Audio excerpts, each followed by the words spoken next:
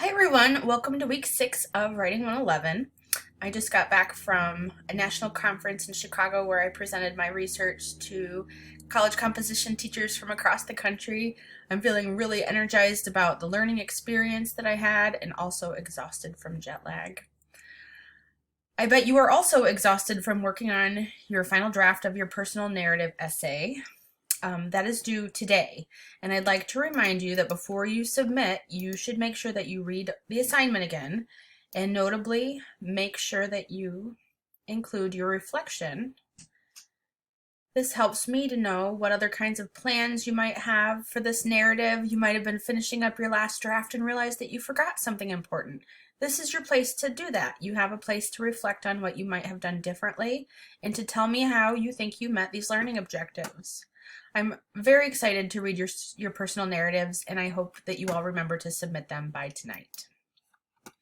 And we are already moving on to our next module, which is rhetorical analysis. And you can find the rhetorical analysis learning objectives right here.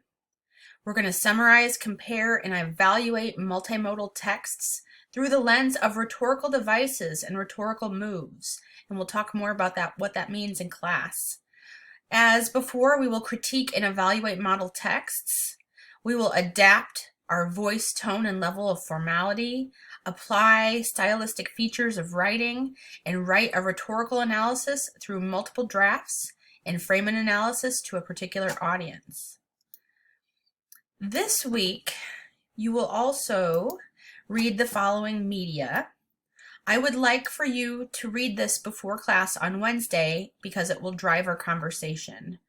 Notably, the Backpacks versus Briefcases article does a really nice job explaining what rhetorical analysis does.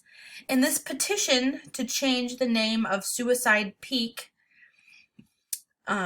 will also frame our discussion and allow us to ground it in a real-life example of rhetorical analysis. So be sure to have this reading done before class on Wednesday. You'll notice that I've also included all the activities that will take place during the next module. So you'll probably want to start this module by reading the rhetorical analysis assignment, which you can find here in week 10. This is an exciting assignment where you're going to locate, analyze, and reflect on the rhetorical impact of a specific landmark or object.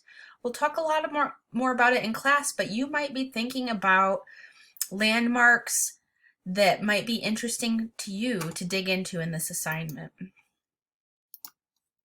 You'll also notice then in week 7, you'll submit a source summary and analysis, and we'll engage in large group workshop, just like we did for the personal narrative essay. That'll give you a chance to look at an example a student wrote and to work together to name what the student is doing well and what they might do for revision.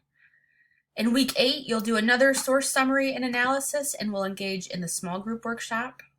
In week 9, you will submit a paper draft and engage in peer review. Happens in this order. And then in week 10, you'll submit your final draft. I'm really looking forward to getting your personal narrative essays. I'll start grading those tomorrow. And I'll look forward to seeing you in class on Wednesday. Be sure you have done the reading before class. Take care.